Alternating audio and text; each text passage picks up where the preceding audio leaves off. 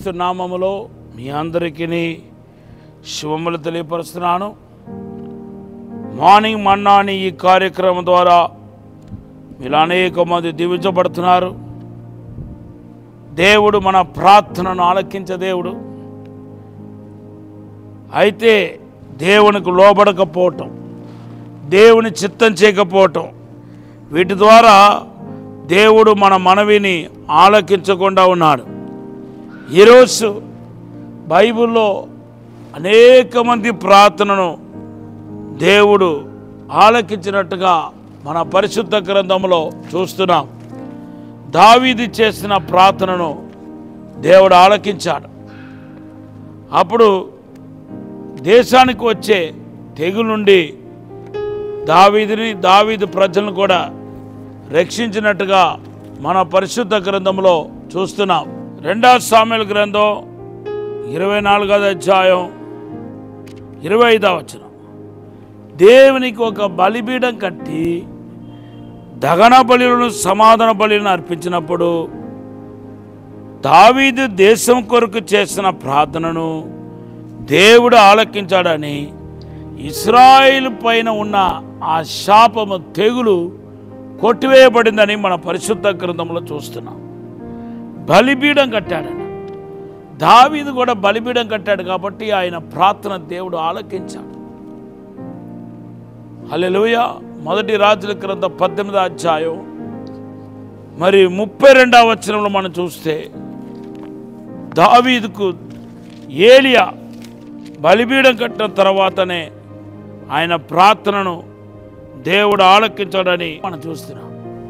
ఈరోజు నువ్వు బలిపీఠమే లేకుండా ఉన్నావో ఏమో, బలిపీఠం ఉన్నప్పటికీ అది పడిపోయి ఉందో ఏమో. మీ బలిపీఠాన్ని సరిచేయాలని ప్రభు పేరట మనం చేస్తున్నాను. దేవుడు మోసే దగ్గర 3 రకాల బలిపీఠం కట్టమన్నాడు. నిర్గమకాండ 20:24లో నా కొరకు మట్టితో ఒక బలిపీఠం చేయమన్నాడు. ఆ మట్టితో చేయమన్న బలిపీఠం తగ్గింపును లోబడటాన్ని చూపిస్తుంది. నిలబడిన నన్ను మట్టితో బలిపీఠం కట్టమని నేను మట్టి కోసం వంగాలి. వంగటం అనేది తగ్గింపును లోబడటాన్ని చూపిస్తుంది. మీరు తండ్రికి సంపూర్ణంగా లోబడాలి. సగసగ లోబడితే కుదరదు, ఆలస్యంగా లోబడితే కుదరదు. అది కూడా దేవుని దృష్టిలో లోబడలేనట్టే. సంపూర్ణంగా దేవుడికి లోబడాలి అంటే విని వెంటనే లోబడాలి, ఆలస్యం లేకుండా లోబడాలి, సంపూర్ణంగా లోబడాలి. దేవుడు 4 కార్యాలు చేయమంటే 4 కార్యాలు చేయాలి. 2 కార్యాలు చేసి 2 కార్యాలు వదిలేస్తే అది దేవుని దృష్టిలో లోబడినట్టు కాదు. ఈరోజు మరి భక్తిహీనుల యొక్క ప్రార్థన దేవుడు ఆలకించడు. మీరు కనుక భక్తి పరులైతే మీ ప్రార్థన దేవుడు ఆలకించడానికి సిద్ధంగా ఉన్నాడు. దేవునికి అసాధారణమైన అద్భుతమైన కార్యాన్ని మీ జీవితంలో చూడబోతున్నారు. మీ దుఃఖ దినాలు సమాప్తం కాబోతుంది. మిమ్మల్ని దేవుడు వర్ధల చేసి పెంపొందింప చేయబోతున్నాడు. కనుక ఈరోజు మీ బలిపీఠాలను సరిచేయాలని ప్రభు పేరట మనవి చేస్తున్నాను. 2 దినవృత్తాంతం 7:14-15లో మన ప్రార్థన ఆలకించాలంటే మన చెడు మార్గాన్ని విడిచిపెట్టి పశ్చాత్తాపడి ఆయన వైపు తిరగాలని రాయబడి ఉంది. అవును, మన పశ్చాత్తాపడకుండా దేవా తండ్రి నా ప్రార్థన ఆలకించండి ప్రభు అంటే ఎప్పుడూ ప్రార్థన ఆలకించను. ఎంతోమంది దేవుని సన్నిధిలోనికి వెళ్ళినప్పుడు పెద్ద పరిశుద్ధులాగా నీతిమంతులాగా వెళ్తారు. వారిలో ఏ పాపం ఏ లోపం లేనట్టుగా ప్రవర్తిస్తారు. అది చాలా పెద్ద పొరపాటు అండి. నేను ప్రభు పేరట నేను మనవి చేస్తున్నాను. మీలో ఎక్కడెక్కడైతే పొరపాటు ఉంటో లోపం ఉంటో అది ఒప్పుకొని విడిచిపెట్టాలి.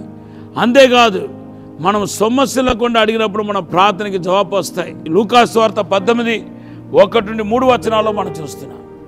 అంతేకాదు మన హృదయాన్ని శుద్ధీకరించుకొని మనం ఏమడిగినను దేవుని యోతండు పొందుకుంటాం. అదే దైవ చిత్తానుసారమైన ప్రార్థన. 1 యోహాను 5:14లో దేవుని చిత్తముతో మనం ఏమడిగినాను పొందుకుంటామంట. కనుక మిమ్మల్ని మీరు పరిశుద్ధపరచుకోండి. ఈ సమయంలో చిన్న ప్రార్థన చేస్తాను.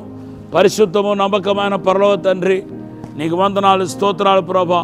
మమ్మల్ని క్షమించి మన్నించి పరిశుద్ధపరిచి శుద్ధీకరించి ప్రాణాత్మ శరీరంలో ఉన్న ప్రతి పాపాన్ని కడిగి నీతిమంతులుగా చేయమని పరిశుద్ధపరచమని ప్రార్థన ఆలకించమని యేసు నామములో అడిగి వేడుకుంటున్నాము తండ్రి. ఆమేన్. ఈరోజు దేవుడు మనకిచ్చిన వాగ్దానం యోహాను సువార్త 15:7. దేవుడి మాట దీవించునుగాక. ఆమేన్.